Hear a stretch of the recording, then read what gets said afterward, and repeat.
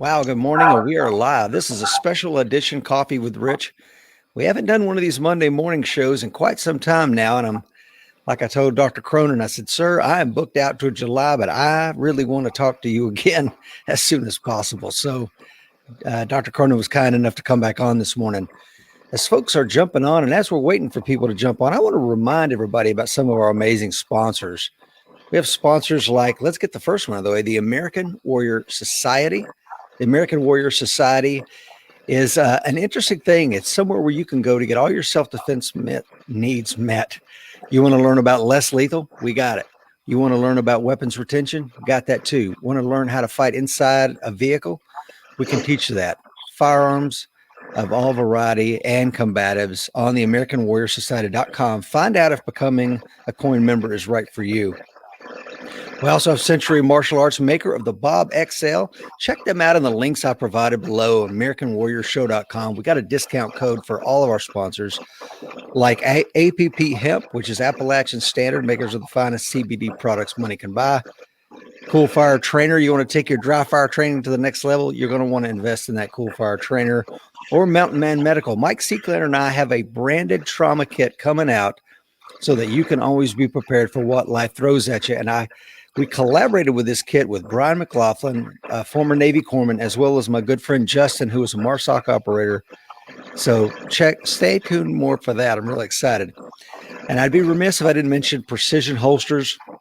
I'm wearing my Precision Holsters belt and my Precision Holsters Ultra Appendix rig. They are amazing holster manufacturers. Please check out all those links in the link below. Wow, got 10 folks jumping on. Will is on out in Montana. He says he's in the Milwaukee airport headed home. Will, I saw the photos of the training that you provided to those folks up there. Good on you, brother. Terry is on, says, good morning from Arab, Alabama. Tiny is on. David Garrett, good morning, my brother. Mike, please like and hit that share button. We got an amazing show, round 2 with Dr. Cronin. Let me go ahead and read Dr. Cronin's bio if you're joining us for the first time. Dr. John Cronin joined the Marines at 19 and went to Vietnam twice with Battalion and Force Reconnaissance units from 1967 to 1969, where he was wounded once during each tour. He returned to the States and completed his bachelor's in political science at the Citadel before being commissioned back into the Marines as an infantry officer for 3 additional years. Following his discharge in 1976, he went to Rhodesia for 4 years, where he served as an officer on Fire Force with the Rhodesian Light Infantry. Additionally, as an operations officer and as a deployed operational group second in command with the famed Selous Scouts. He left Rhodesia in 1980 and in 1982 went to Cairo and then Beirut, where after having survived a kidnapping by the Hezbollah, yes, you heard that right, folks, he received a master's in Middle Eastern Studies and then went on to the School of Oriental and African Studies at the University of London for his PhD in Middle Eastern politics. He has since held a series of administrative positions in and taught international politics at the university level in Washington, D.C. area and worked as a contract specialist on educational administrative policies in the Middle East. He currently lives in Alexandria, Virginia with his wife and their 2 children. Dr. Cronin is the author of the amazing book, The Bleed. Find out a link below to get his amazing book. I'm actually rereading it right now, Dr. Cronin, because it's been like 10 years since I read it. It's just a phenomenal book. Thanks for being on the show, sir. I couldn't be happier that you invited me back, Rich. It's a real pleasure to be here. I want to thank you and Mike for the honor to expand on some of the issues that we went through the first time around. So really, it's my pleasure entirely. Thank you, sir. Well, thank you. And, Mike listened to the show, and we, of course, made it into a podcast. And I got to tell you right now, it is doing incredibly well. I was looking at the data on the back end this morning, so thank you for that. Let's see, we got Mike Varley is on, Gordon is on. Good morning, sir. Diane is on. James Vick, Terry.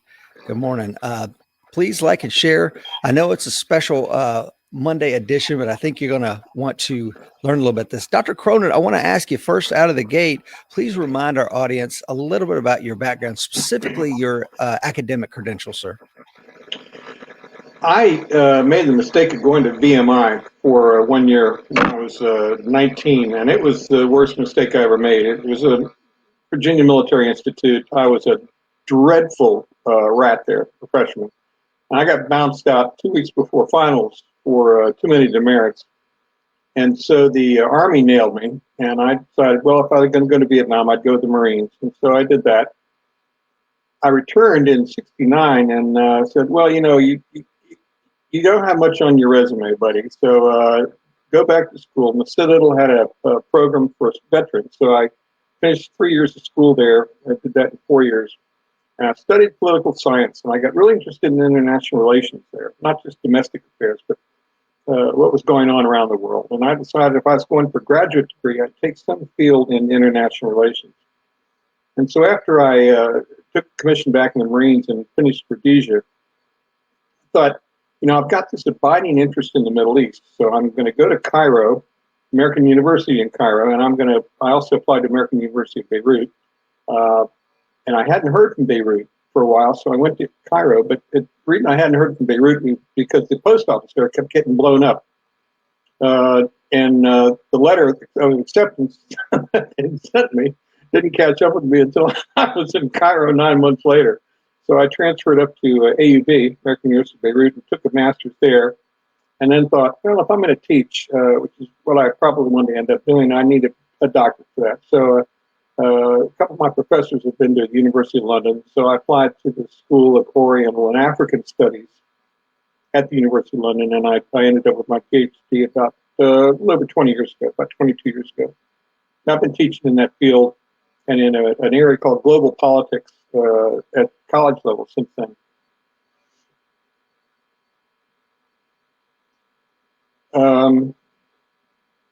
I can't hear your voice. You cut out? Because I muted it. Sorry about that. Yeah, okay. I said, so you've been teaching since 1990? I have since '90, and I took a couple of government contracts, one on non-protected vehicles of all things, because it had a Rhodesian background to it, and I traveled with that. And then I did a couple of educational administrative contracts in the Middle East, and I worked in the UAE.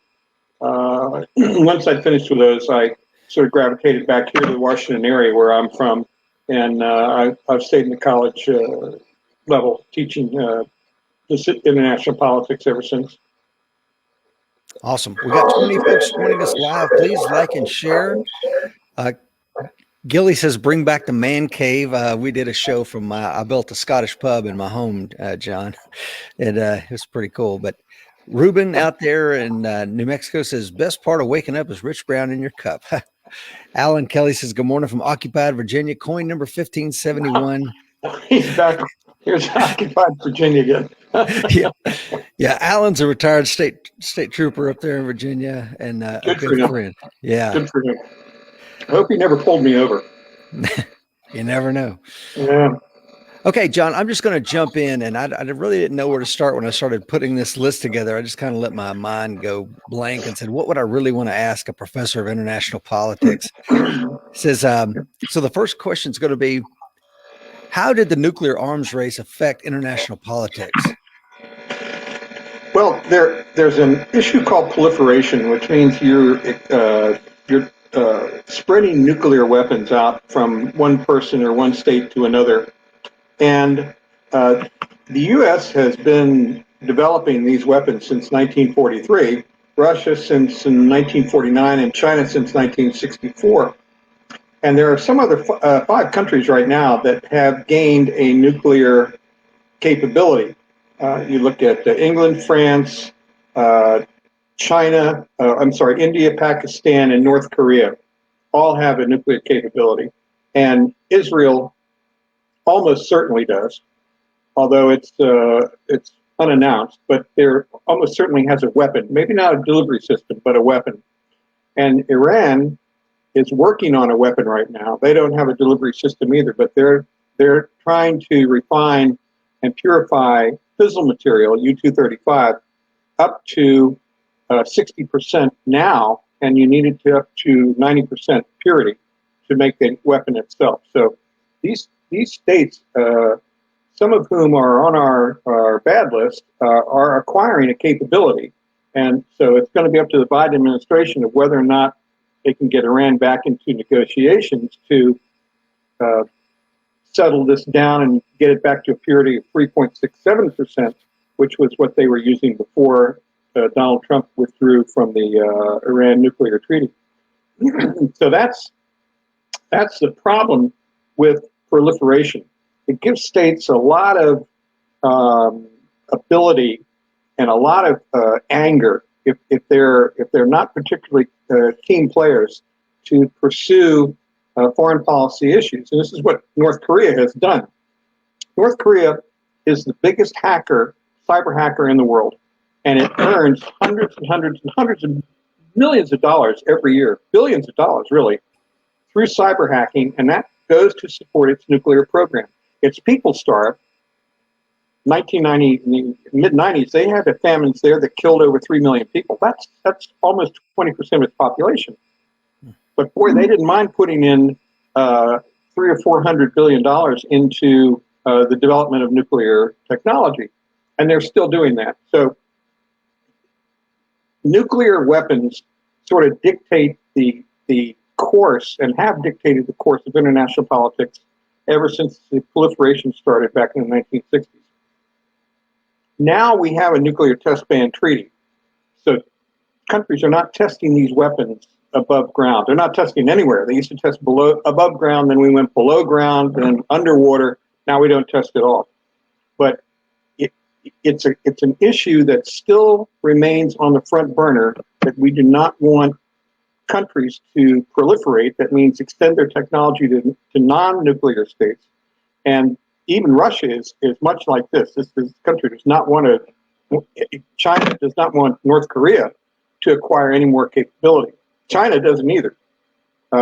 They know what North Koreans are capable of. So we're trying to keep this proliferation down. But it has dictated the pace of international relations between states for the better part of 2 generations. And with the money that's gone into that, I mean, it's absolutely extraordinary. You think what you could put into other issues and other areas of your economy and your polity. But countries like North Korea don't want to even talk about that. They think nuclear weapons gives them an edge in negotiations at an international level. So that's what you have to deal with. And are they wrong to think that it does give them an edge in international relations? To tell you the truth, it does. They acquire a relaxation. They have required a relaxation of sanctions that the United States has posed against them. But right now, we're at loggerheads with North Korea, because we are saying they need to stop their program completely, and we will stop all sanctions. But North Korea is never going to do that, ever. The best we can hope for is that they stop or diminish their research in place. But they're never going to give up weapons. It's just not going to happen. And no president will ever succeed in doing that. I think Trump gave it a good push. He moved in the right directions, but he gave up too much because North Korea ended up not doing anything in terms of retarding the acquisition and proliferation of weapons. And he gave up recognition of North Korea and meeting Kim Jong-un, where Kim Jong-un had never met with an American president. So Kim Jong-un got all of the benefits of that, and Trump got nothing. But Trump had the right idea. It's just that the process was faulty. But they use it, North Korea uses it for prestige factors and in order to acquire concessions from particularly the United States. Speaking of concessions and using stuff, the USS Pueblo that's still sitting in Pyongyang, I mean, to me, that is a black eye on our national sovereignty, to me. Yeah, it was that happened in 1968, and I think that's right, isn't that 68? I think that's when that happened. And that crew was in international waters, but the Koreans captured the boat anyway, took its crew hostage. And the funny thing that came out of that was the Koreans made all the crew sit for a group photograph and had them all smile in that they were being treated well. And every one of those guys on the front row and back row were giving the camera the finger. And the Koreans didn't know what that meant. But that's a photo that hit the U.S. and world presses of a crew of 80-something people flipping the North Koreans off. And they had to be told that later, and they took it out on the crew. But it was funny as hell, the defiance that Americans showed when they were under duress, and they weren't going to let the Koreans push them around at all. Yeah. That's excuse me, sir. We got Dr. T.C. Fuller is on. Good morning, Dr. Fuller. Diane is on. Matt is on. Good morning, Matt. Coin number 1985. And my good friend Jay Fujimoto is out there awake on an early morning in Hawaii. Good morning, Jay. We are just getting started with Dr. Cronin. One of the questions I also wanted to talk to, we talked about nuclear proliferation relative to international politics. What about the space race? Was that worth all the amount of money we sunk into that? Did that help us in any way?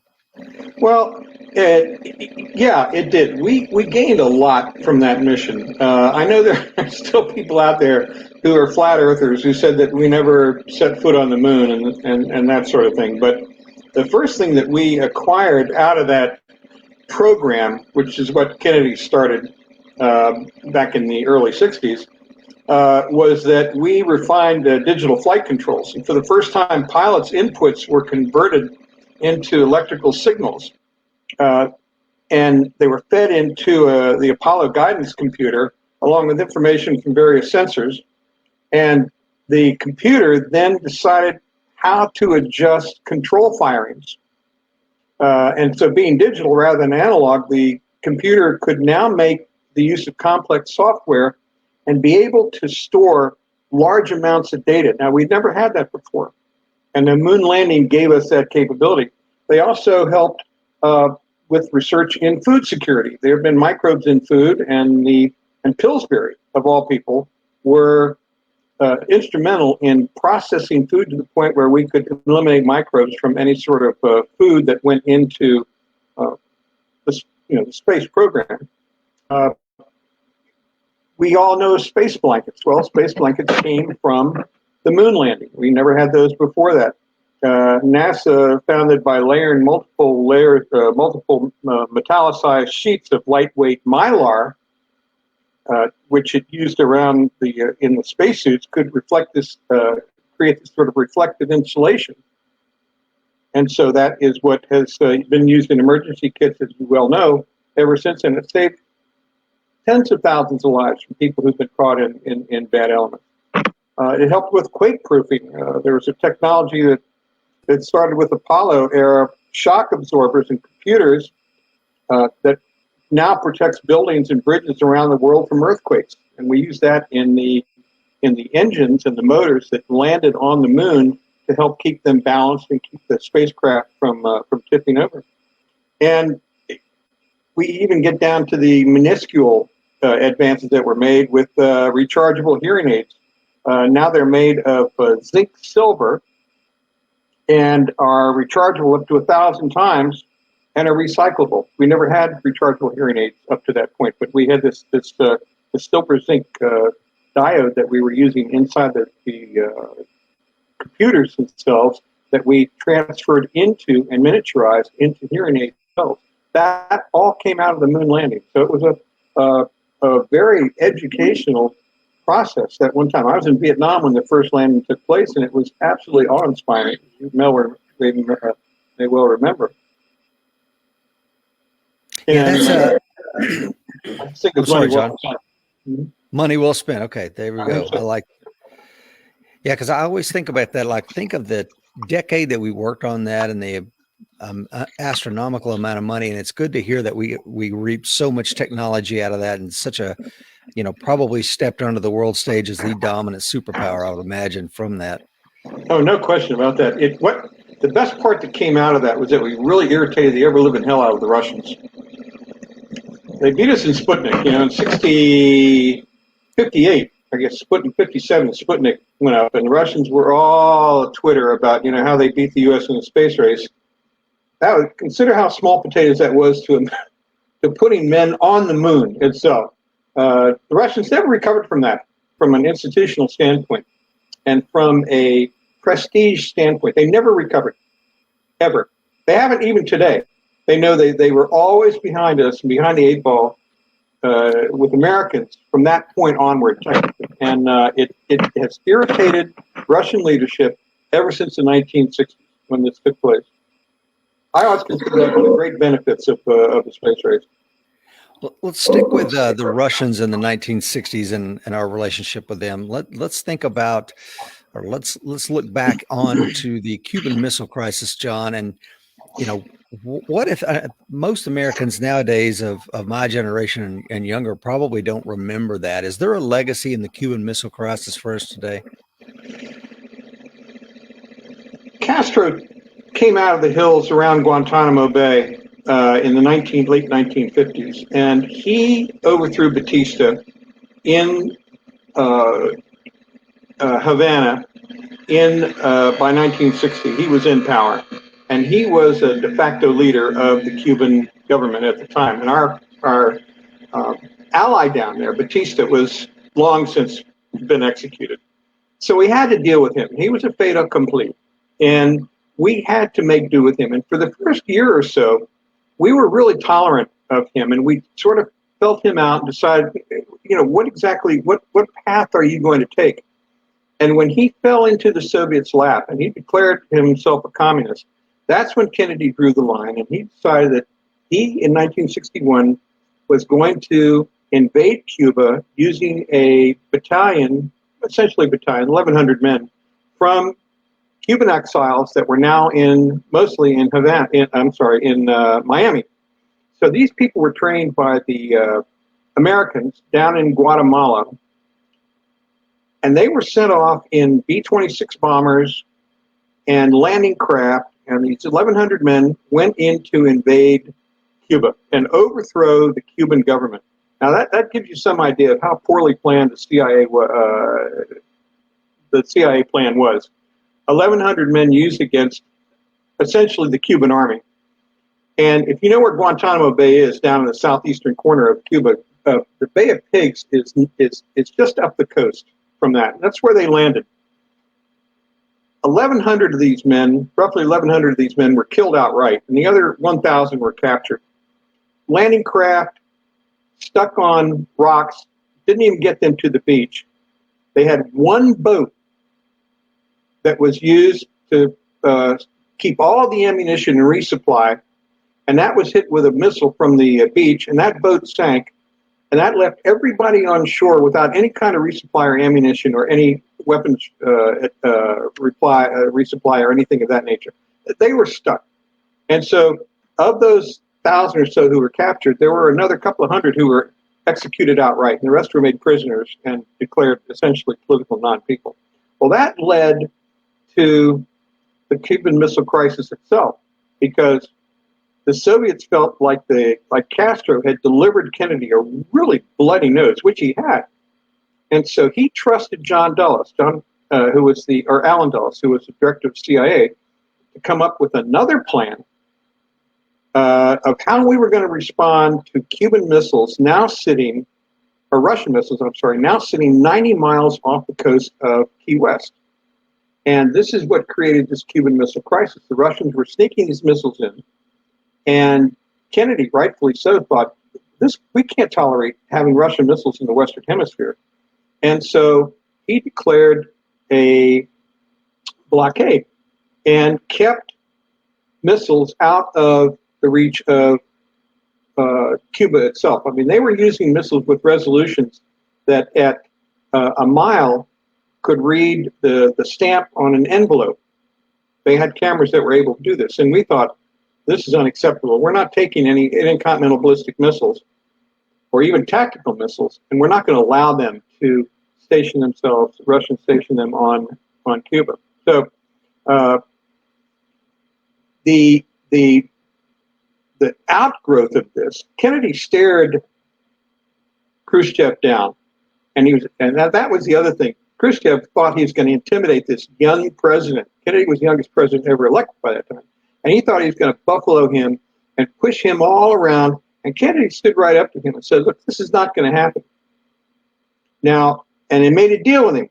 Said, you take the missiles out of Cuba, we will withdraw missiles from Turkey. And Kennedy and Khrushchev said, okay, fine. So they withdrew these missiles from Cuba. We never took the missiles out of Turkey, not because Kennedy couldn't get them, not because we didn't want it done, but because Kennedy couldn't get it done. He kept asking his own people, have we withdrawn them from Turkey? Well, we're still working on that, Mr. President. And until the time he was assassinated, these missiles stayed in Turkey. Kennedy said, being president means that no one is ever going to listen to you. You've got to understand that. And so to this day, we have kept these tactical missiles in Turkey because, of course, Turkey is a NATO country. So what the Cuban Missile Crisis did was it helped improve America's view, the world's view of America. We had sort of a negative context attached to us at this time because we were getting involved in Vietnam, and a lot of people didn't like that. But this missile crisis shaped international viewpoint of America as a country that was being led in an intelligent manner. Not that Eisenhower didn't do that, but certainly it gave America a good, you might say, early reputation. And it resulted in the installation of a hotline. We've never had that before, but now there's a hotline that exists between the White House and the Kremlin, and it goes not only to telephones, there's a red phone, but of course it also goes through the internet so that there's instantaneous, even if we can't get through on the telephone, there's instantaneous communication between Putin right now and Biden. So that was certainly a link that was used to sort of resolve issues that became very touchy in between the two states. The United States ended up building up its conventional and its nuclear forces, and this was really when Vietnam was taking off in the early 60s. So it was about that time the U.S. decided it needed to sort of replenish American forces after the downslope of World War II, where we demobbed everybody that had come into service. 12 million people who had been in American Armed Forces during World War II. We had a fraction of those people in uniform in those days. So it helped rebuild up forces. It also created in Kennedy a need to develop a counterinsurgency capability, and that's where the Green Beret came about. That was invented, that concept came out of Vietnam, but that concept came out of Cuba because we knew it would be a small unit. If we'd gone in there, personally, it'd been a small unit sort of warfare operation. So those ideas had their gestation out of the Cuban Missile Crisis. And finally, realizing that they brought the world almost to the brink of nuclear war. That's the closest we have ever been. Anybody in this world has ever been in nuclear war. The closest. And I was in high school then, and even I realized that it was bad. My dad was an Army officer at the time, and he was really worried. I'd never seen a man worried in my life. The guy was a POW in World War II. I mean, he'd been through anything that you can imagine. And he was really concerned about what was going on at the time. But it gave way to the nuclear test ban treaty eventually. And so all of that good came out of the missile crisis itself. Yeah, I'm speaking of your father, and I really enjoyed that part of the book. And again, I want to direct you guys to really check out John's book, The Bleed. John goes into some of the stories of his father being captured and what he went through in World War II. It's pretty amazing reading. Dr. T.C. Fuller would like to know, says, Rich, what was it like in Guantanamo Bay when the Bay of Pigs happened? I wasn't there. Dr. Fuller, I think you know that. A little humor there. I want to talk, though, while we're on the subject of the Cold War, Dr. Cronin. Did the Cold War provide the world some stability, or was it more a destabilizing effect? And if so, why? The Cold War began right after the end of World War II. So it started about 1947 when Russia and the United States split over how Berlin was going to be factionalized. And it grew to be a sort of bilateral, initially was a bilateral proclamation, unwritten proclamation between communist forces on one side and democratic forces on the other. But by 1949, Mao had taken China over. He'd beat the nationalists, and so in 1949, China became a communist state. But China always professed under Mao that it was going to take what they called the third way.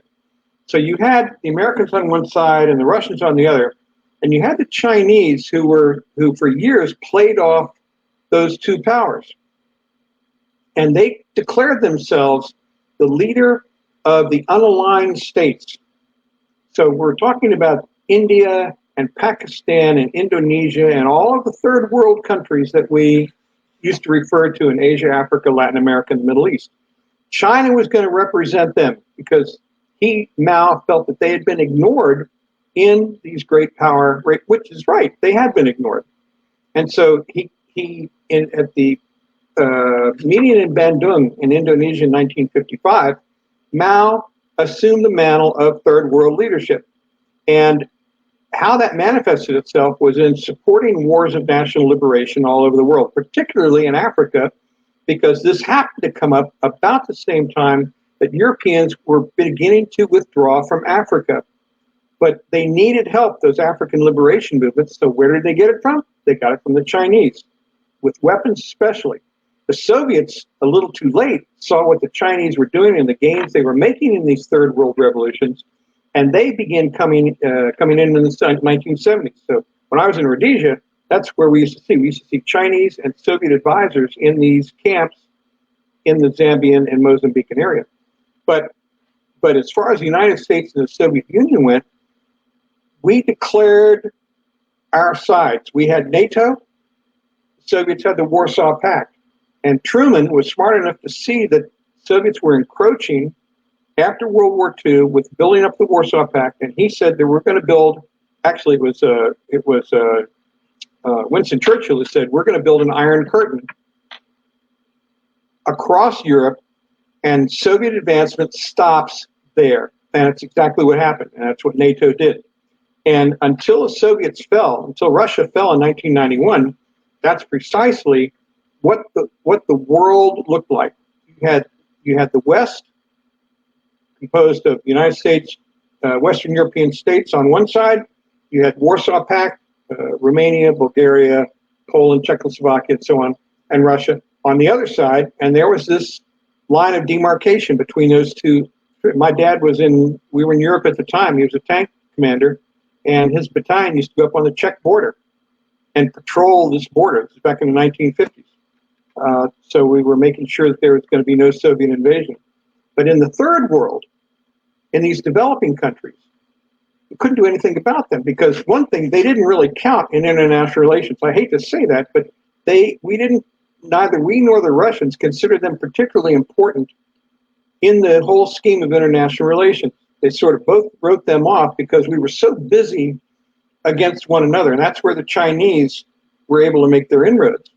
And it wasn't until Reagan came along that we were able to finance the destruction of the Soviet Union. And we literally did that by outspending them.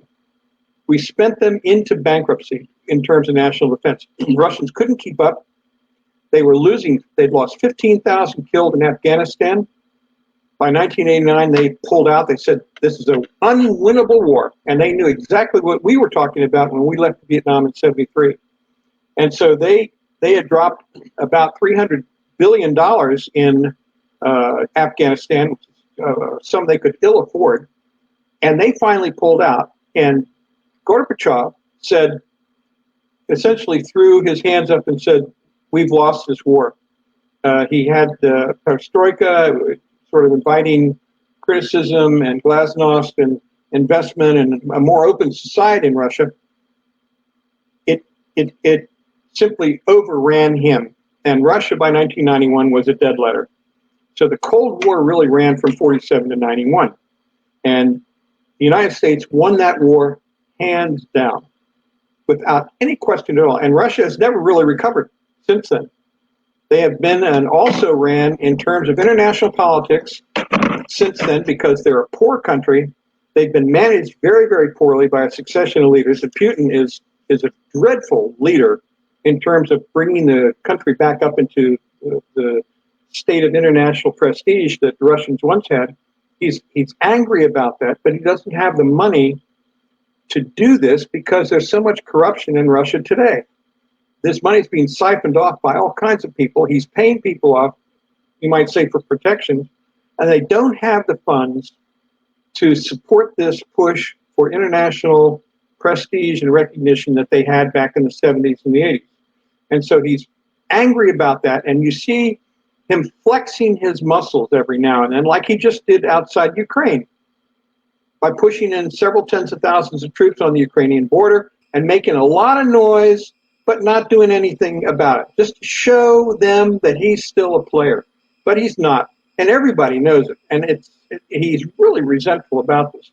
One of the things he got from Trump was the recognition that he felt he deserved. And Trump was really good about playing up on his ego. Now, whether he did this for a strategic point or whether he did this because he's just an authoritarian at heart is still anybody's guess. But it made Putin feel like a player again.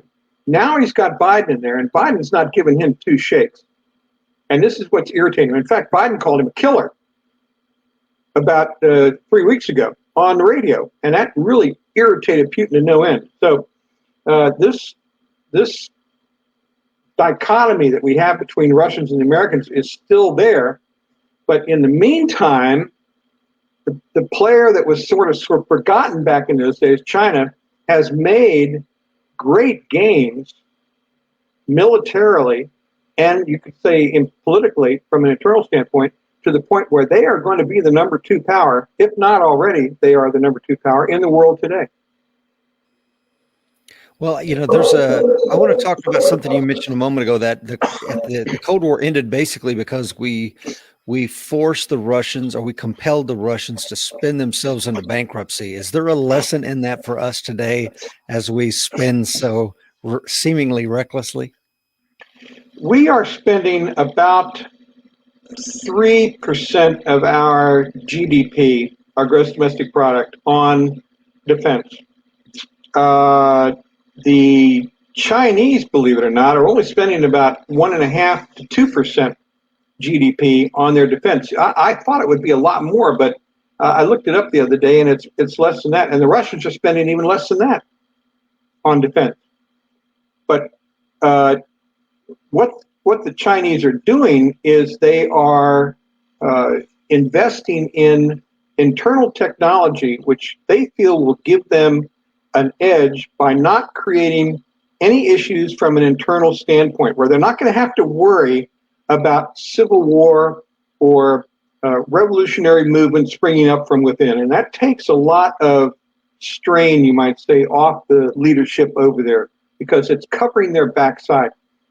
What it does, however, is it absorbs a huge amount of money, and it also absorbs the ill will of the free world. And so the Chinese have come by leaps and bounds into second place in terms of world power. I think the Chinese could do a number on the Russians if it ever came to that. And they're our closest competitor. And some people have asked me what the prospects are of China being on par with the United States. I think we're going to see this in our lifetime. I mean, they already have the second strongest economy in the world. Their military is no match for us right now. Absolutely not. Particularly because we have these submarine-based ballistic missiles that they couldn't compete with. And our SLBM capability is the best in the world. And it scares the bejesus out of the Chinese because they don't know how to combat this. They have a decent Air Force, although our Marine, Navy, and Air Force pilots could put them in a chute anytime they wanted. We just have the best pilots in the world. Their Army is still using some outdated weaponry. They're trying to work on that and improve that.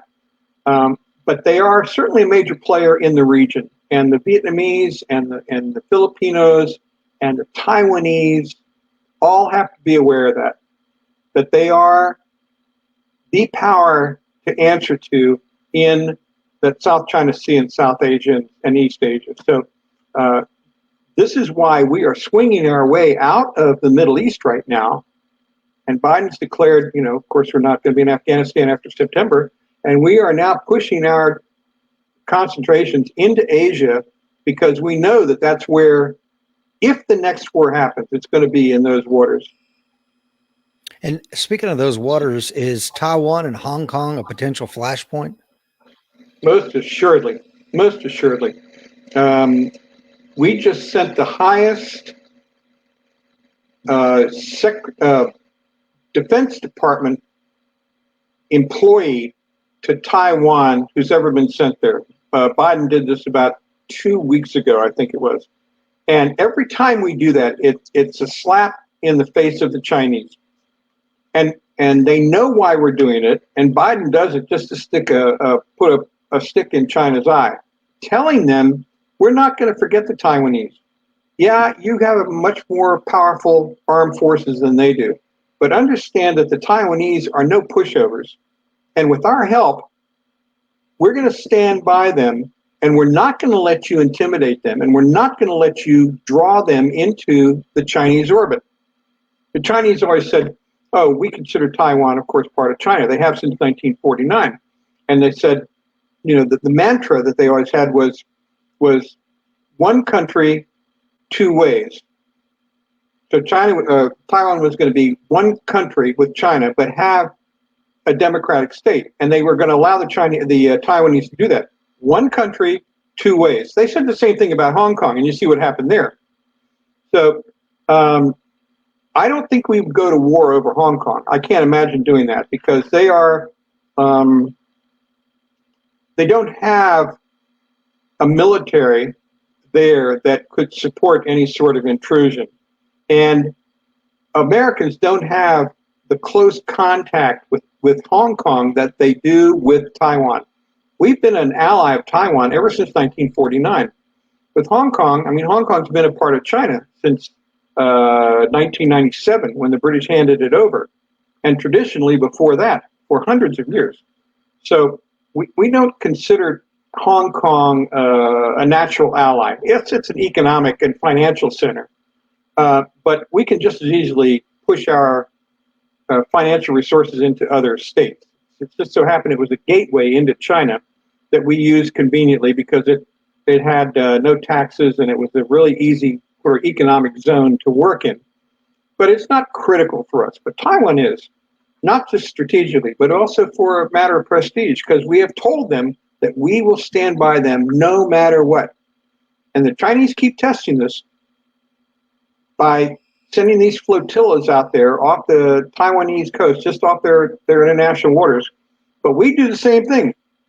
We send aircraft carriers through the strait, and we let the Chinese know that they're not going to land on this country, and if they make any attempts, we are going to be by their side.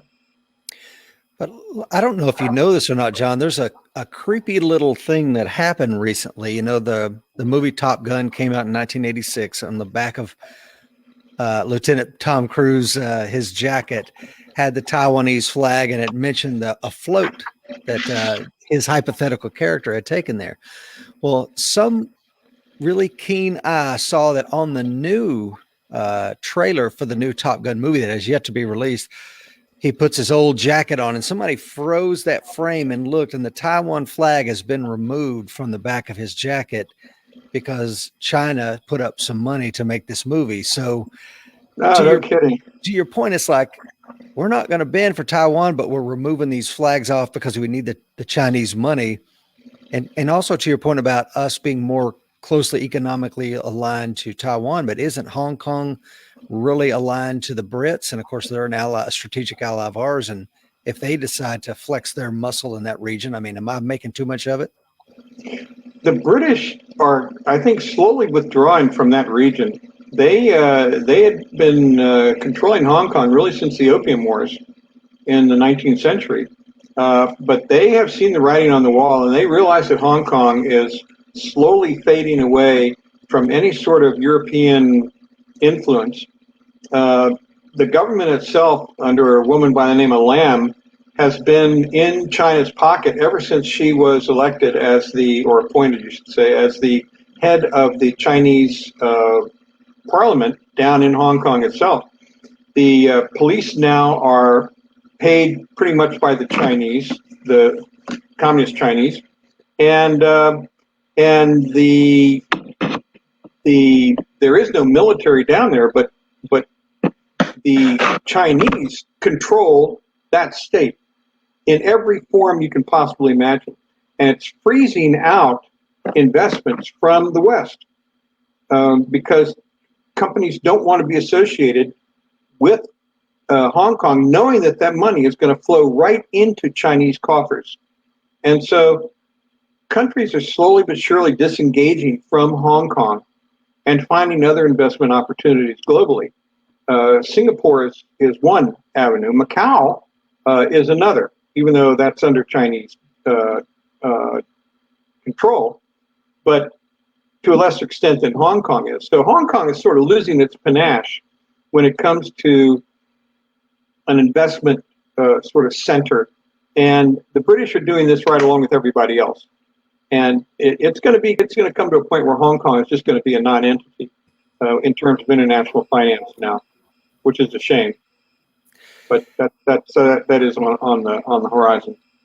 I'm going to stay on the subject of China for just a second longer, Dr. Cronin. You know, when you look at China, and I want to say I could be completely wrong here, but I believe they're the largest foreign holder of American bonds. If they called in those bonds, I mean, of course we could.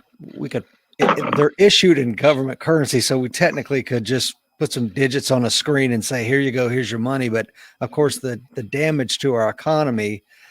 I don't know. Am I making too much of that, or are they really a financial threat to us by doing that? Well, you're right. They do hold more in terms of treasury securities than any other country in the world. But the rub there is that if they were to call in those bonds, yes, we would have to pay off them plus whatever interest they'd earned on those. But it would sink America's economy right into the ground. I mean, our economy would crash because we don't have really the financial instruments to make that a worthwhile venture. We'd have to do it, but it would tank our productivity and our investment opportunities and capital expenditures and so on. What that would do is drag this economy down to a point where we would be almost non-competitive in international markets. Who would be hurt most? China. They would know if America went down, they'd go down right after it. So they financially speaking, they're not going to be that stupid. Well, I was going to say, you know, it seems like it's another form, a 21st century form of mutually assured destruction. Yeah, that's true. No, you're exactly right. They're not using missiles. It's just using treasury bonds. No, you're exactly right. That's a good point. Yeah, we'll leave China for just a moment, Dr. Cronin. I want to ask you, of the following global issues, which one concerns you more and why? And I'm going to throw out a couple here. Energy, food, climate change, population growth, or are they so interrelated it's hard to pull them apart? That question actually comes right down the middle of the road of the course that I'm teaching right now called Global Issues, and we deal with every one of those that you mentioned. And I ask my classes to give me a linear representation of which of these is the most important. And I have a lot of people who've been with the federal government, some people with the intelligence community. They're all back to getting their degrees, but there's some smart people in these classrooms. And depending on their training and their background, they will posit these numbers in different areas. I have a woman who worked for the International Monetary Fund, and she always thought that globalization was among the most important issues that we have to worry about. I had a fellow with DIA, and he was worried about the rise of China militarily. I have people a person who was with the United Nations, and she was concerned about global warming and food security go together. If I had to rank these, I would say everything evolves from an issue of global warming. That concerns me more than anything else. And I know those other problems are horrendously difficult and complicated. But global warming dictates whether or not we're even going to have a globe in the next 100 years. I mean, you consider that since the Industrial Revolution took place in 1750, when it began in England, to this point in our global history, the Earth has only heated up something like 1.5 degrees Celsius. Think about what's going to happen if it heats up another 1.5 degrees to 2 degrees Celsius in the next 30 or 40 years, which is what we're heading to right now. That's without doing another thing. That's what we're looking at right now. And consider what would happen to polar caps, just the polar caps, if they melted at the same rate that they're melting today, where you have billions and billions of tons of ice melt every day that's going on around the world. Think about the rise in sea levels. If it's only 20 feet, and that's on the outside, it could be more than that. That might be on the low side. All of your islands in the Pacific are all now gone. All those island nations disappeared. Most of them only sit about 4, 5, 6 feet above sea level anyway. They're history. All these global communities that sit along ocean fronts, all gone. We have 7.8 billion people in the world today. Think of half of them, think of a third of them who are now pushed off of land and now pushed into the interior. Where are they going to go? What states are going to accept them? Some states will disappear. And you talk about population density now in some countries. Imagine that when they start doubling, and the civil war and strife and ethnic tensions that would arise just because of that, of the loss of arable land. But would we even be able to feed ourselves? I mean, it's a hugely, hugely important deal. And for someone to call it a Chinese hoax, I think is really diminishing the dangers that this proposal, that this possibility poses to us right now. Climate scientists are unified in their rejection of this nonsense about it being a hoax. There probably aren't a handful of legitimate climate scientists in the world that say that climate change is not taking place. I mean, we have millions of tons of carbon dioxide that are going up into the air every day, and that is going to come back and bite us. So take global food insecurity and look at overpopulation and look at the arms race, and Lord knows those are complicated, serious issues. But I think they pall in comparison to what's going to happen with our climate if we don't take charge of it. I think it's an outstanding answer. And what a lot of people don't know, if you're watching this show and your ancestors came over from the British Isles, they walked to the British Isles because their oceans were so low back then because they were in the ice sheets. So to think that climate change, is not real. I mean, we've seen it just 10, 11,000 years ago. Walked into North America across the Bering Land Bridge. They walked into and we're going to live in a time where, like you said, Dr. Cronin, with the rising sea levels, it's going to change. And I think your point about displaced populations creating ethnic tensions in a way that we cannot even fathom today is an excellent point I'd really never thought about before. Yeah, think about the American community. Think about the East Coast, Florida coastline, Corpus Christi around Texas coastline, Gulf Coast, California.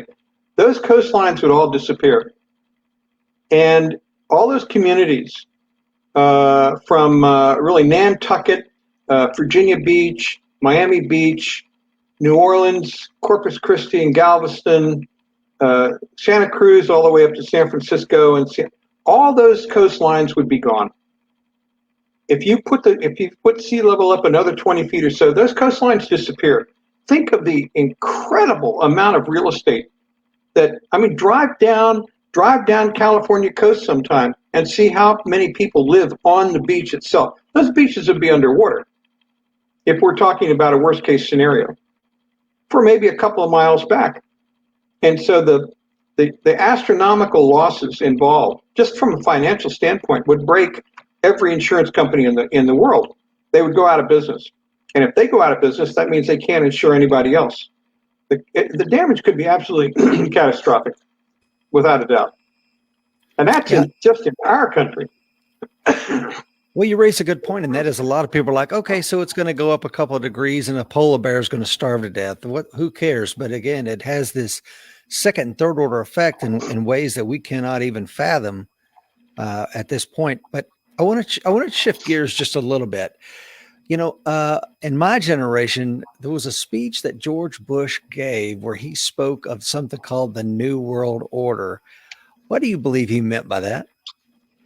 When he's talking about the New World Order, he was looking at what America could be, not what America was. Remember, he gave this speech after Desert Storm, and it was really a timely speech. He didn't know it at the time, but it was a very fortuitous point that he was making, because at the same time that we were disintegrating or helping to disintegrate Iraqi forces under Saddam Hussein, the Soviet Union was also collapsing around its ears. And so essentially by the time Desert Storm ended, when you and Mike were over there in the mid-1991, Russia was also imploding. And so Bush, in effect, got a 2-for-1 on his watch. And so the Soviets collapsed, Iraq collapsed, the U.S. was sitting high. You realize that George H.W. Bush's approval rating was over 90% in those days? That's unheard of. That's unheard of. I don't think any president in the 20th century has ever gotten 90%. FDR might have gotten close. But I mean, Biden is very popular now, and he's only sitting at like 53, 54%. So 90% is untouchable. So he had a vision of what the world was going to look like, that we were going to create a sort of new world order. It sounded almost Hitlerian when you talk about that. You know, there were some parallels. A lot of people did draw parallels between that and Adolf Hitler with the terminology he used, and he later apologized for it, because Hitler promised a new world order too. So it was really a poor choice on Bush's words, but the meaning was of course completely opposite.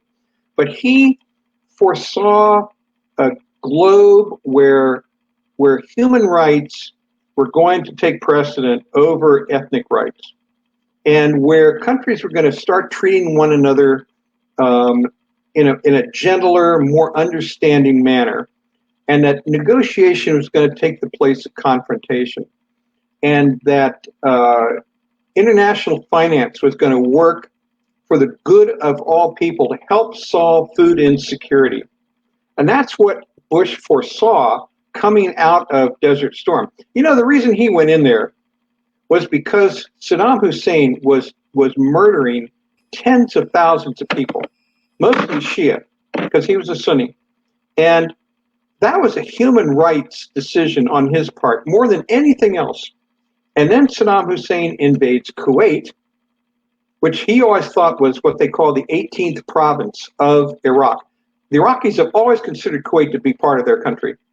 And Saddam Hussein said, I'm going to act on it. So he invades Kuwait, murders who knows how many thousands of people down there in the process. U.S. comes in, Saddam Hussein pulls back and burns all of their oil wells. You were over there at the time. You saw what that was like. Oil wells being burnt all over the country. And then he pulls back in his country, and we go get him, and we stonk him good and proper. But once that era was over, and he collapsed and the Soviets collapsed, Bush saw a beautiful sunset on two authoritarian states and a sunrise in a brand new world order where the rule of law would now take precedence over individual acts of brutality and so on. And that's how we went into the mid-90s. What he forgot about, though, was his economy. And that's what Clinton beat him on.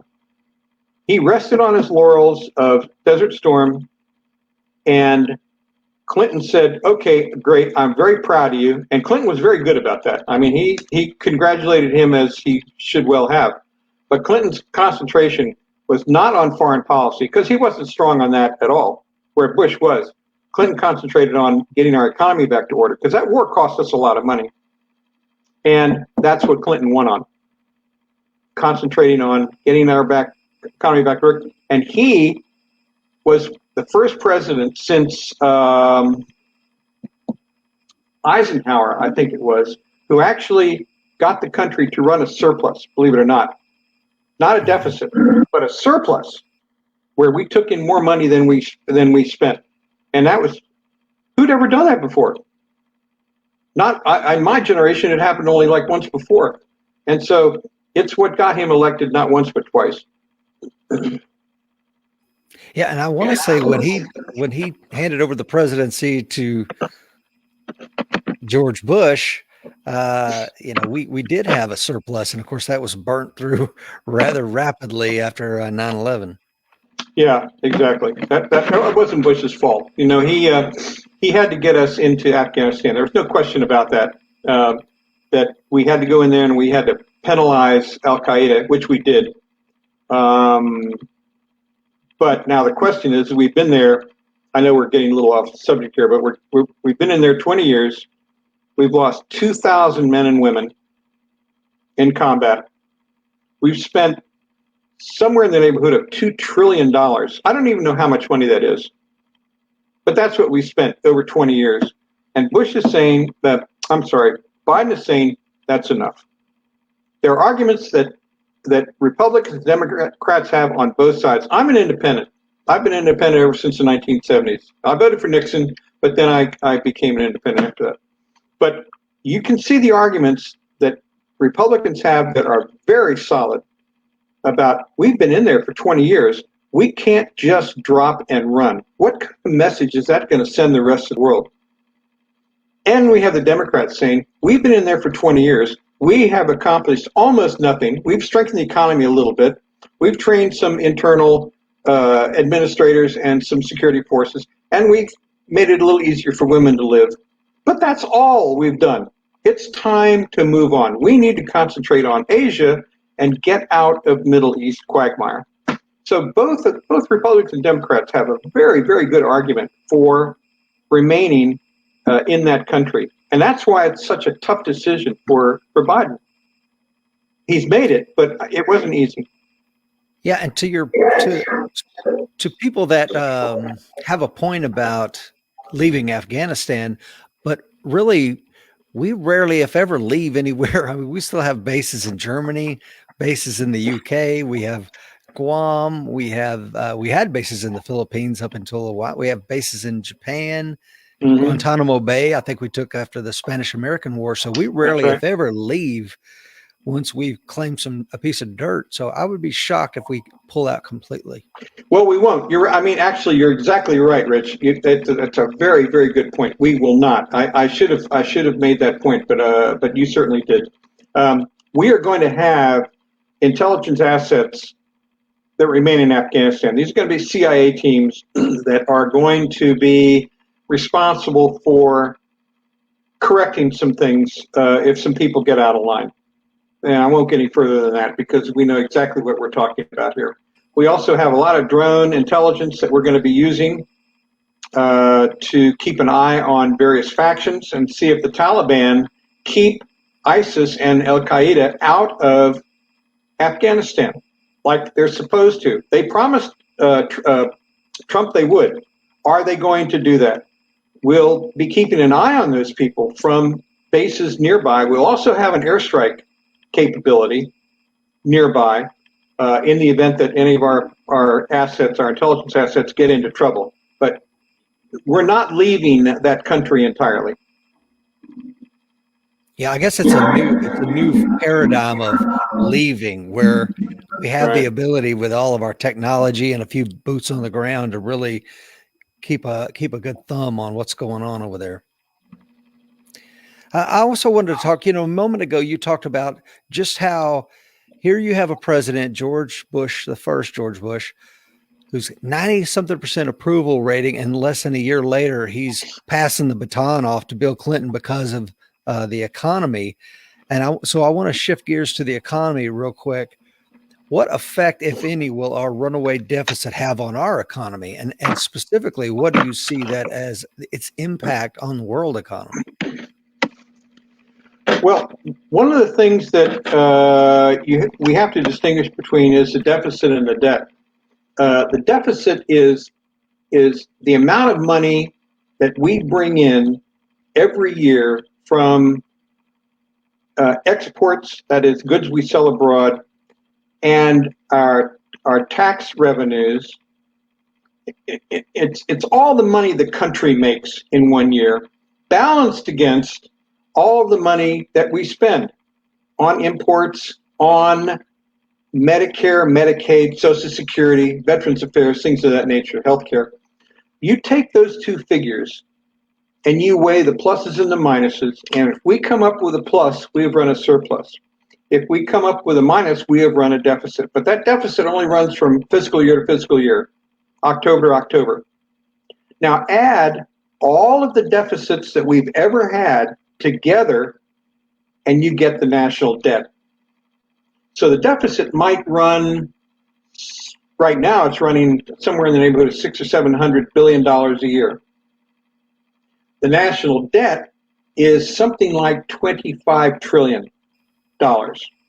which is what this country owes to bondholders and Treasury security holders. You mentioned a moment ago about how many bonds and securities that China buys. Every time they buy one, we now owe them that money. Not only do we owe them the balance of that money, but we also owe them, of course, interest on that money. Well, right now we are in a lot of debt. One of the things that Trump did was when he lowered taxes in 2017, he only benefited 1% of the American public came out of that. That came out on top, that actually had a tax reduction. Other 99% of us, you and me, saw nothing. And corporations made a killing on that because their tax rate dropped from 30% to 21%, I think it was. So they had a field day. What was the money supposed to do? What were they supposed to do with that money? Here was the rub. He had the right idea, Trump did, but it wasn't followed up and he didn't execute on it. Those companies were supposed to invest that money back into capital improvement, plant and capacity, retrain workers, hire new workers. What did they do? They went into stock buybacks. They bought their stock back from stockholders. That takes stock out of the market and back into the company's hands, and it exactly raises the price of the stock. You have any idea how many multi-millionaires were made overnight just from that tax increase? Hundreds and hundreds of people. Well, this is what happened with this debt. It added $6 trillion to our national debt. 25% of our national debt was increased over the time of Trump. And so it's just that he didn't follow up on what he said he was going to do. And it's indebted us a lot more. What does that do to us when we have this high national debt? Well, for one thing, it takes away from investment opportunities in other areas. That's obvious. If we're in debt, we have to pay that debt off. That interest rate it takes up hundreds of billions of dollars every year that we pay on interest rates and on principal. That means we don't have the money that we might have for research and development. We don't have the money to invest in cybersecurity resources. We don't have the money that we want to invest in defense expenditures, housing, health. It takes away from money that we have and we could have to invest in so many more opportunities to make this country better than it is today. Just infrastructure alone. That's what Biden wants to do. He wants to spend $2 trillion on infrastructure. How does he want to finance it? He wants to raise the corporate tax rate from 21% to 20. He wanted to raise it to 29, but I think you mentioned from West Virginia said No, it's probably only be 25%. That's all I'll accept. So he'll probably compromise there. If he raises the tax rate there, and he taxes people who earn only $400,000 or more, not everybody, which is Republicans are saying, not everybody, but only those earning $400,000 more, he will finance a good portion of this investment, of this infrastructure debt, but not all of it. Some of it's just going to have to be borrowed, and this is what Republicans are, a little irritated about. They lived on debt for 4 years with Trump, but now they're screaming because Biden wants to incur some debt for this infrastructure, with the understanding that you build up infrastructure, you build up jobs. People are going to have to work. They're going to have to hire people to work on these plans. They're going to have to retrain people. A lot of this money is going into retraining for people like coal miners who are losing their jobs. And so a lot of this money is going to be used to train them in fields that are going to be infrastructure friendly. So the theory is that it will get people back employed who might lose their jobs otherwise, theoretically. Yeah. And if you're just joining us and you're like, who are these folks? My name is Rich Brown. I'm the co-founder of the American Warrior Society and the American Warrior Show. And I'm joined today by Dr. John Cronin, professor of international politics. And we are just having a growing threats to our nation. And I think my camera just froze. I'm not sure if you can still see me and hear me, Dr. Cronin. I can hear you very clearly. Your camera did freeze, though. Yeah, okay. It may not unfreeze, which is okay. One of the things that when we throw around this trillion this and trillion that, I think a lot of Americans don't understand it because a billion, trillion, a gazillion, I mean, these are just funny numbers that didn't really make any sense. If we paid back if we only owed $1 billion, we could pay that back at $1 a second in roughly 32 years. With $1 trillion, it's going to take us 32,000 years. And the last time I looked at the national debt clock, we were at 28 trillion and some change. We couldn't pay that off at $1 a second for almost 1 million years, almost 1 million. So these are astronomical numbers that people are just throwing around. And I think we hear it and it flies in one ear and out the other. Yeah, funny you bring that up. A funny thing happened. William Proxmire was a senator, a Democratic senator from Wisconsin, and years ago, was it Everett Dirksen? I can't remember. It was one of those two that sat on the Senate floor one time. He said, people talk about money, and $1 billion here and $1 billion there, and pretty soon you're going to be talking about some money. Like, we were throwing these figures around like they were meaningless. Yeah. And it's true. We are not talking about in the billions and the hundreds of billions like we used to when I was in undergraduate school. Now it is trillions. $1,000 billion is a trillion. And now you put 22, 23, 24 trillion together, and it's a number that really sits up in the clouds for a lot of people. And I don't blame them. It's hard for me to comprehend a figure at that size. I mean, theoretically, I understand it. Practically speaking, you wouldn't know what to do with it if it fell in your lap. No, you wouldn't. I mean, you'd be crushed by it for one. But I want to ask you this, Dr. Cronin, as you look into the future that our children is going to inhabit, what keeps you up nights when you look at it? Well, we talked about climate change, and that is certainly my primary concern. But I'm also very concerned about China. And I'm hoping that our defense industry is as worried as I am. And I think they are. We are engaging in research and technology that is at some point going to be able to dilute the Chinese threat in areas that maybe we don't know as much about today, like hypersonic weapons. Think of a dart coming out of a tank or out of an artillery piece that's about the size of a 155 round. And think of that made out of titanium. And think of that traveling at a speed of about 1 mile a second. And then think about that dart hitting the side of a tank and what that would do to that. Think of it hitting the fantail or the bridge of a ship and what that dart would do to the structure or the side of a ship itself. Think of it hitting an aircraft. It would disintegrate.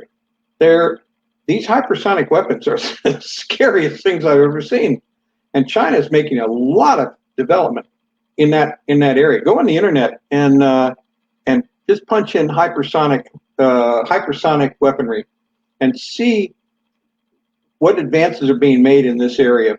And you'll walk away with your knees shaking. I mean, it really was arresting, a video that I was watching. And the Chinese are engaged in a tremendous amount of research in that direction. And that's something that we are going to have to be able to come to terms with. We are developing that too, to be sure. But something else that definitely concerns me is the extent to which the Chinese are engaging in cyber hacking with our networks today, not just in defense industries, but also in our business interests. They are foisting a tremendous amount of ill will, you might say, in these areas that are trying to interrupt a flow of intelligence and our research and our development, and they're stealing us blind.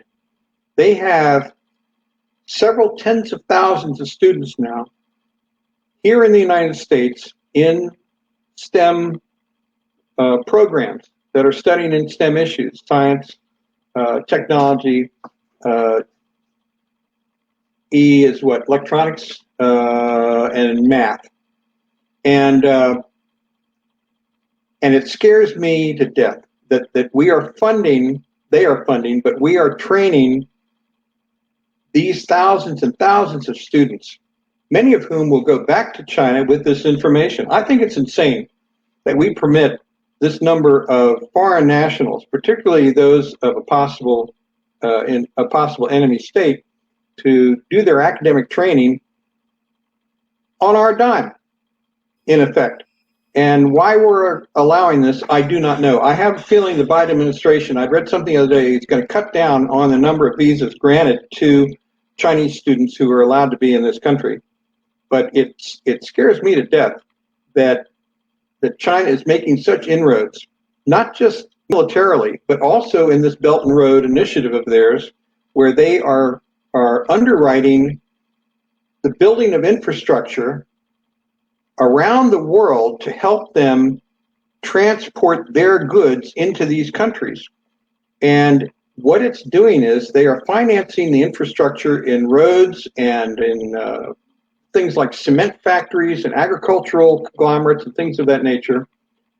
And they're lending these countries this kind of money to help them build up these developments. And then these countries have tied their economies to China. And so that's what they're paying the Chinese off with. The Chinese are essentially owning and working to own these economies. And they're doing it all over the world. And this sort of Belt and Road initiative of theirs is designed to pave the way for Chinese exports and some Chinese imports from these countries, but mostly to tie their debt to China so that they have a controlling interest in how these states are going to be governed. They say no, we're going to leave the government alone completely. But you know that's a bunch of nonsense. The Chinese are not going to leave them alone from a governmental standpoint. Once they get their claws into these countries, they are now going to start dominating the way they look at the rest of the world. So they are my number two worry after climate change. I'm certainly worried about our debt, and I'm worried about race relations in America. I'm worried about the rise of white supremacy. I'm worried about the reaction of some people in other communities of other races to uh, the supposed police brutality, which I think is overrated.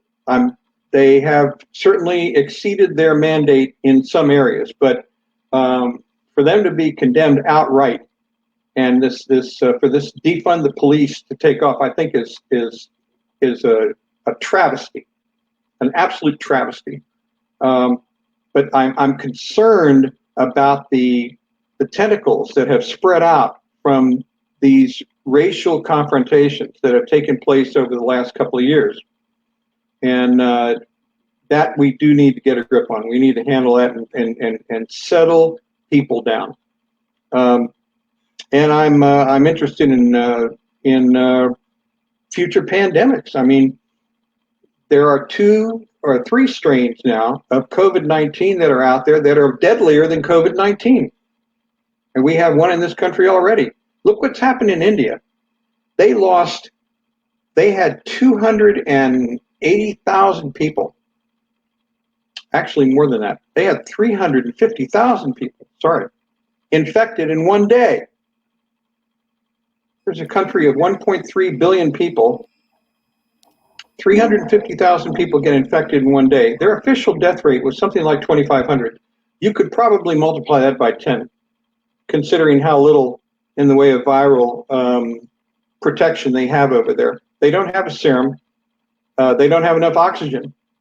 How many strains are going to come out, new strains of COVID are going to come out of this dilemma just in India alone?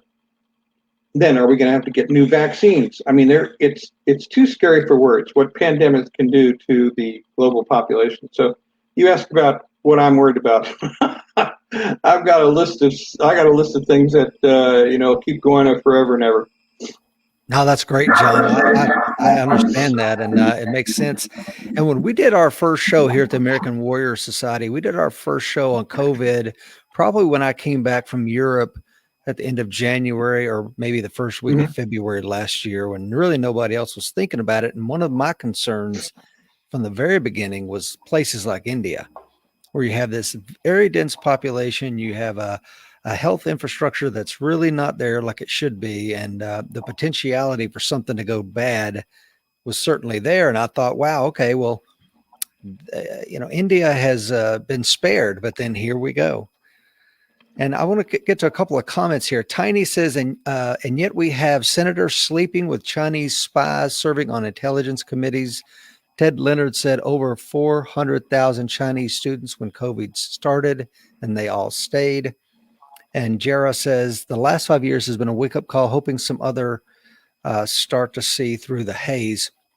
And to your point about China and their hacking abilities, I don't know if you and I spoke about this offline, but one of my oldest son is a researcher with a cybersecurity researcher with a national lab, and he created an algorithm that makes cars unhackable by other entities.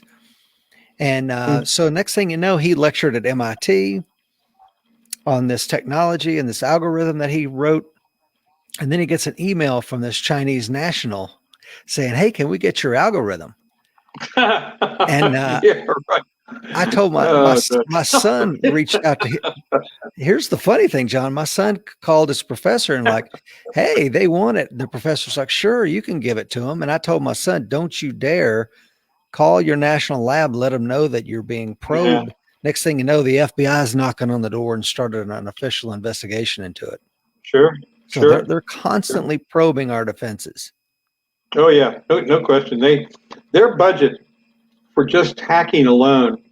I mean, I don't really have any figures, but I can imagine what it would be in terms of what their overall defense budget is, the amount that they are devoting just to hacking alone, so that they can intrude on not just weapon systems and intelligence systems, but also our COVID research. I mean, they've been trying to hack into our COVID research for months and months and months because they have developed a response to this, but it's not been particularly good, and their virus has mutated over there, and so the research that they had done initially on COVID-19, some of that is now dated, and so they're trying to steal vaccine information from the United States so that they can apply that to their own health crisis that they have. And they're not just trying to steal vaccine information from the U.S. They've tried with Europeans too, because they're just behind the curve. They don't have the research. They don't have the scientists. And they do what they do best. They steal technology that they don't have because they don't have the money or the brain power right now to develop it on their own, particularly the money. So they go the short route, and that's what we have to protect ourselves against. And we're not doing a very good job of it, I'm afraid. I think Biden is going to put more money into it and is going to increase our assets in that direction. But they had a field day, they've had a field day for years. Yeah. Speaking of that, so I'm going to ask you this, and we're coming up on an hour and a half, Dr. Cronin, and I want to be respectful of your time. I got like 2 more questions for you, sir. I guess I want to look into the crystal ball of yours, and let's look into the late 21st century and perhaps beyond. And the question I would ask is, will the U.S. remain the dominant superpower into the late 21st century? Why or why not?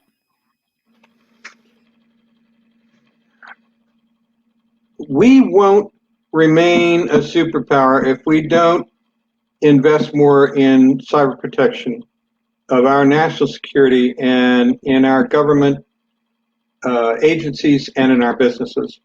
That's our weak point right now in national defense.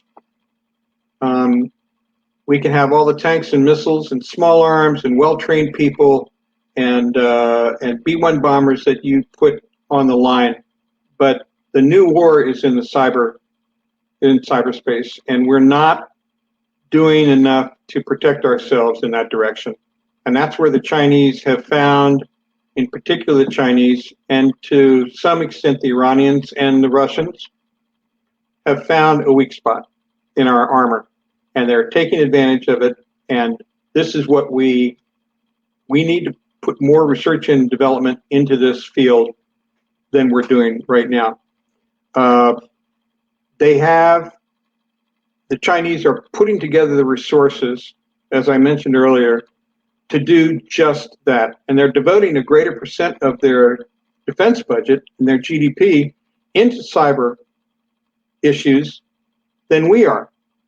And so this is the number one issue on their plate right now, because they are pretty good at it, and they know they're going to get better at it if they just put more money into it. Plus, as I said, with this amount of training that they have from abroad.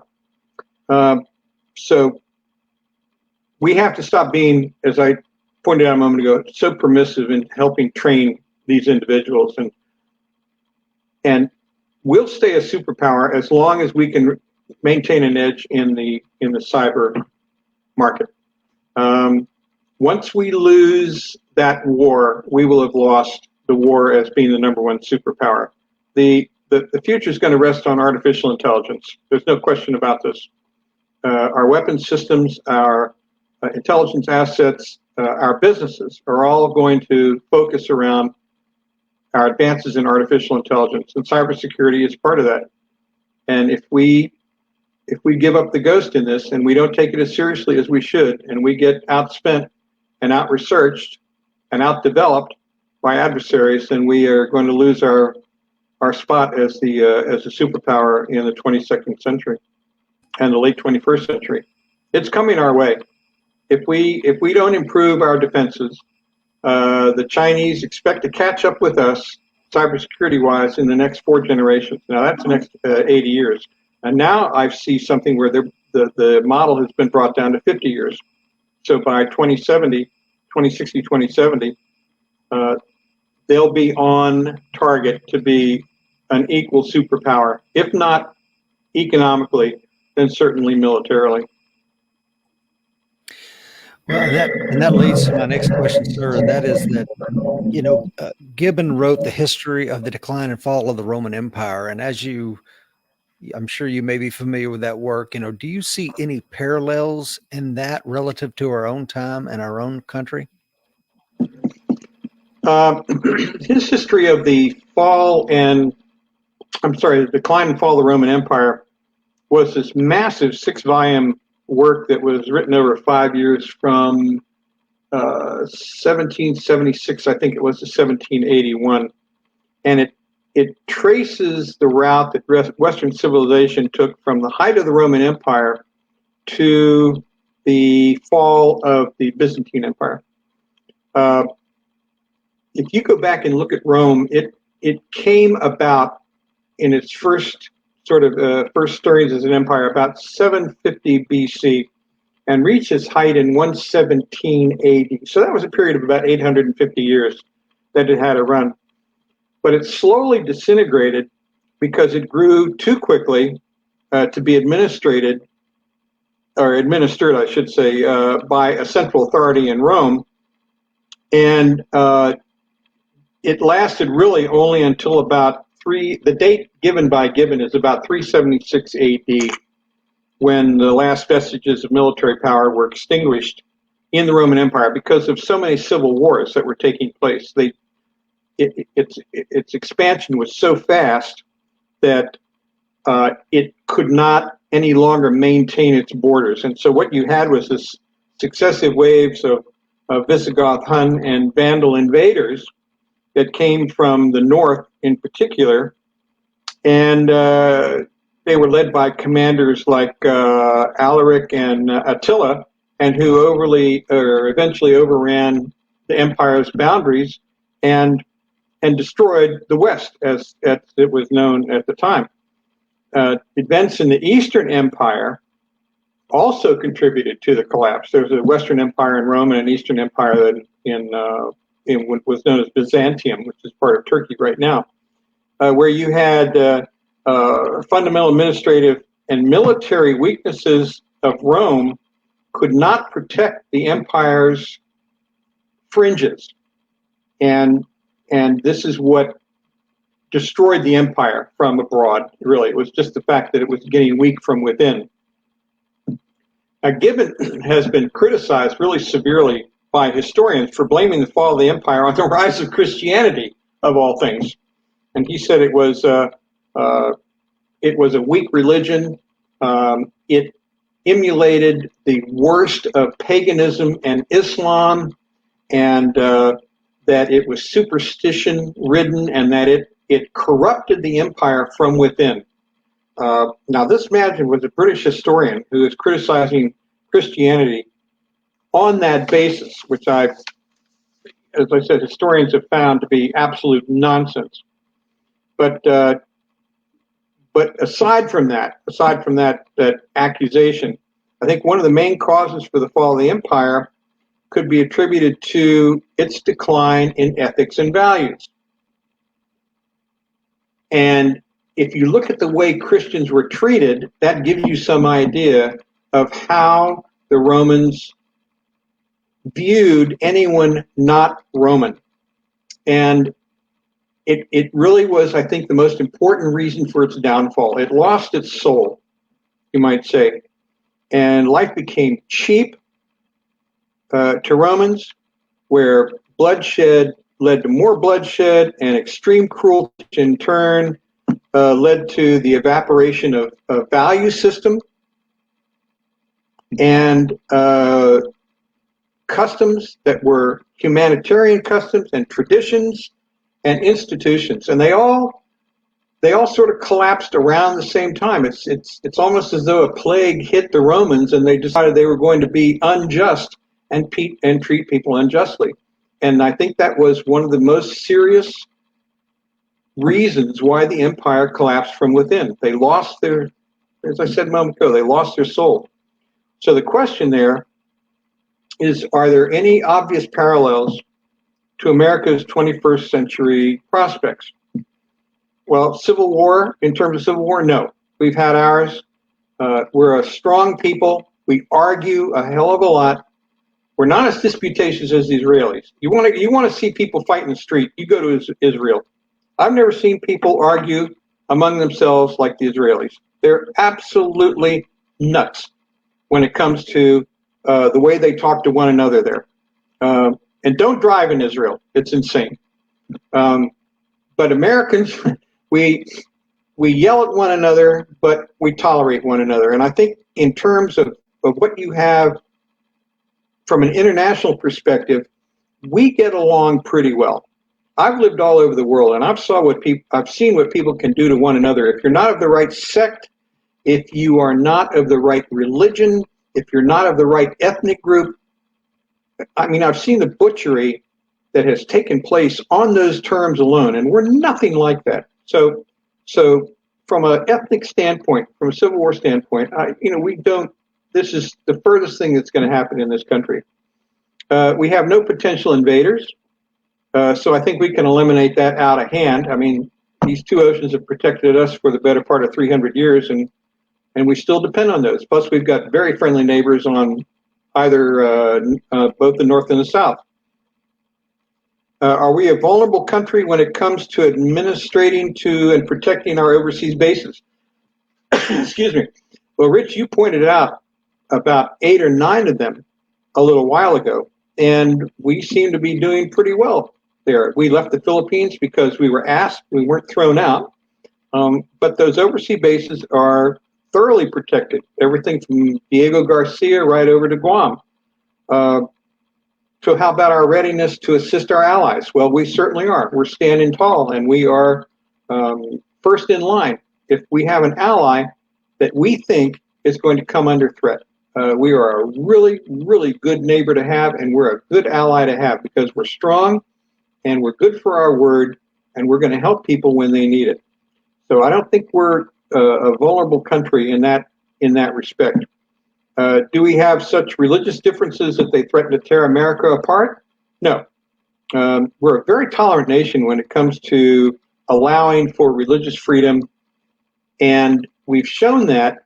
Of course, we've got some loudmouth people from the left and the right who take advantage of that, these splits politically. But at the end of the day, we're all Americans, and we know that, and that's why we fight together so well. We bring people from every possible ethnic source into our armed forces, and we get along. I met guys from parts of the country I'd never met before, from ethnic stations I'd never met before, from farms, and I'd never met these guys like this before in the Marines, and I wasn't some sort of rookie in there. I mean, I'd lived around the world, but I met people that were so different from me that it was like night and day. And we all got along fine together. And in our armed forces, we generally do. We get along. There are going to be fights, but we get along very well. So I think from a military standpoint, we are a very adhesive force, and we fight together really, really well. Have we suffered from a decline in our ethnic norms and value systems? No, I don't think so. Some people could say maybe we have. We just dismissed a president who devalued these things by claiming against any evidence at all that he was a victim of a corrupt electoral system, despite the fact that we had 60 state trials that found in federal court and local court 60 challenges that came to nothing. And a lot of these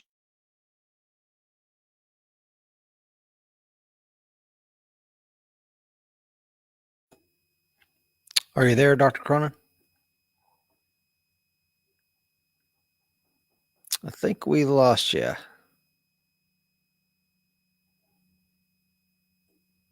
I'm going to give him just a moment to come back. Guys, let me know if you can still hear me. Give me a audio check. Someone could. And we'll give Dr. Cronin just a second.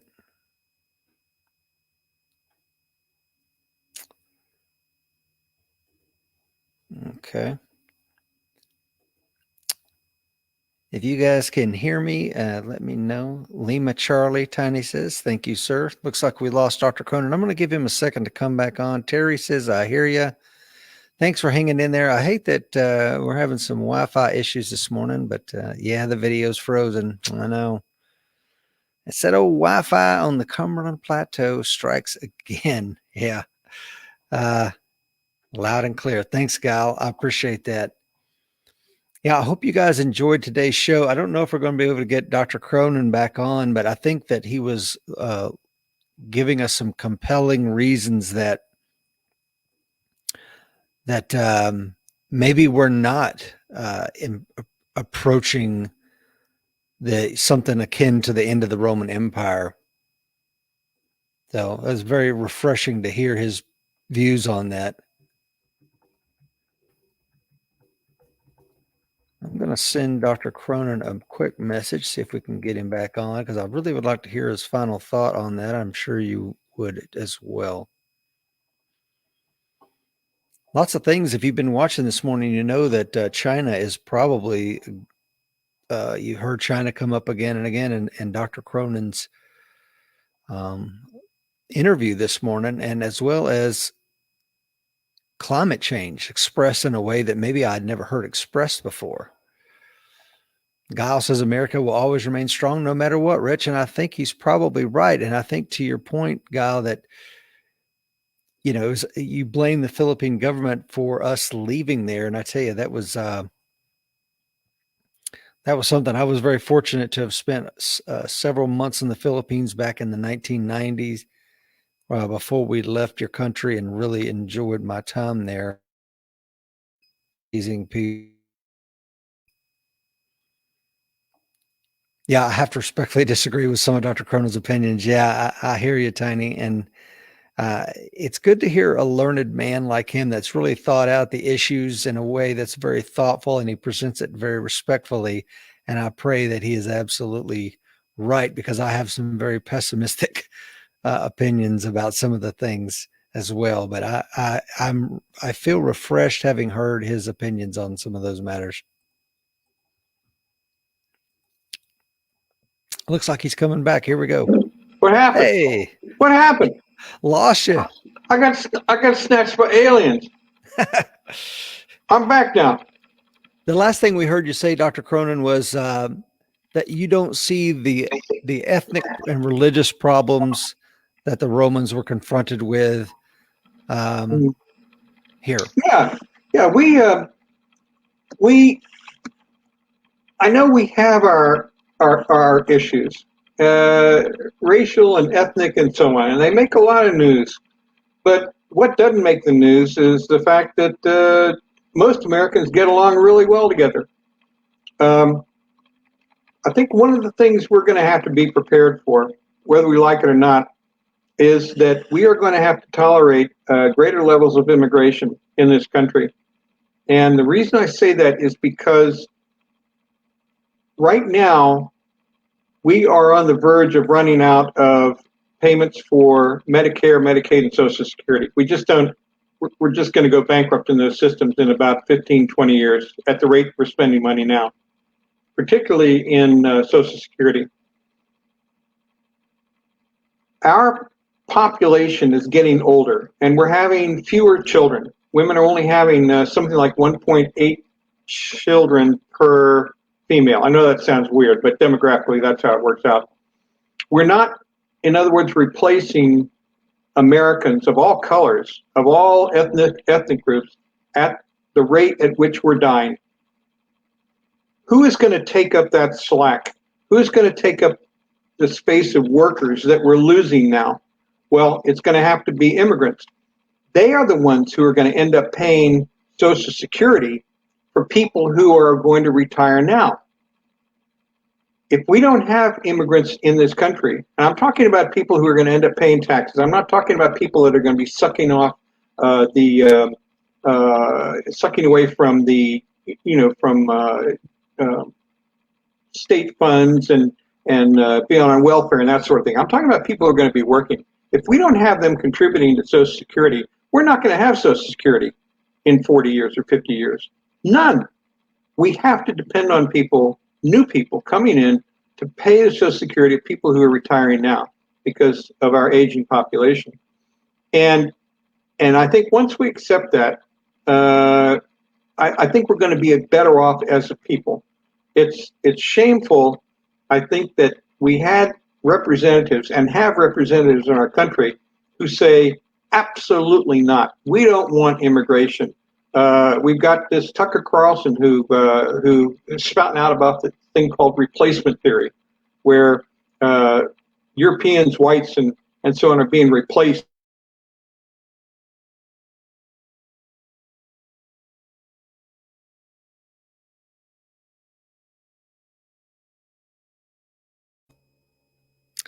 Oh no, looks like we may have lost Dr. Cronin again. Let's give it a few seconds here.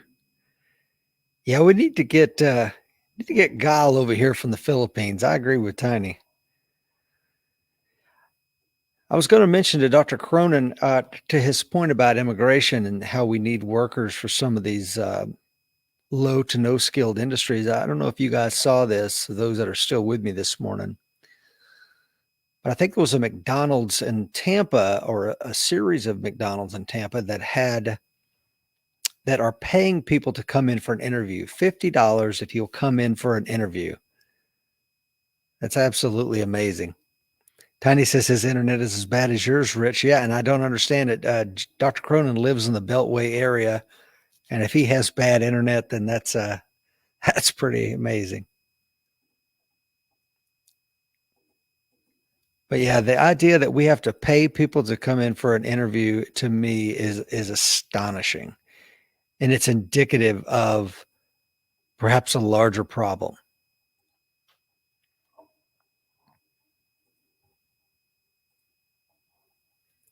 We're going to give Dr. Cronin just a few more seconds. It's a Chinese cyber hack. Hey, you might be right. You might be right. I didn't even think about that. They hear us talking about it. Can't accept that.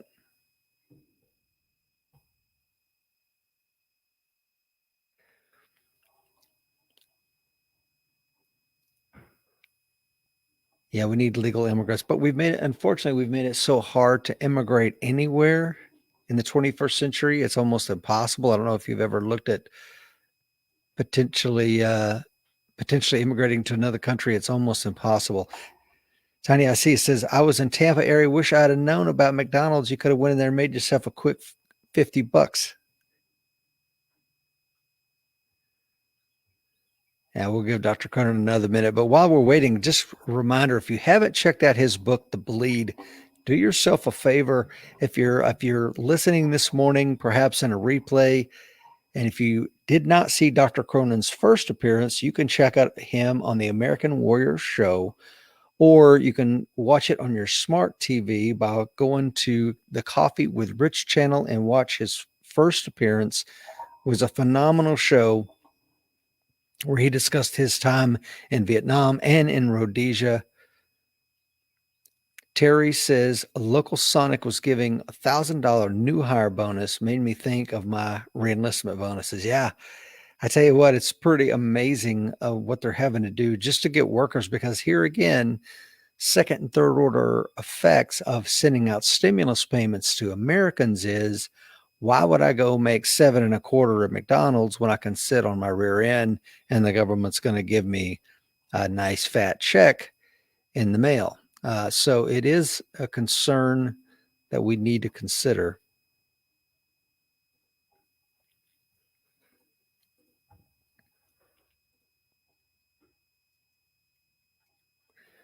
Guy says it's hard to get a U.S. visa. To be honest, I was fortunate to acquire one since I was young. Yeah, it is incredibly hard. I had looked at potentially getting another passport just for travel purposes, and it's incredibly hard.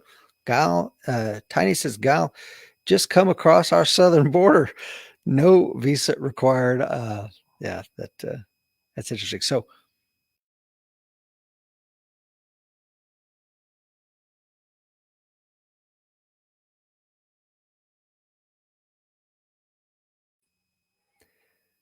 hey, look, I am back, unfrozen.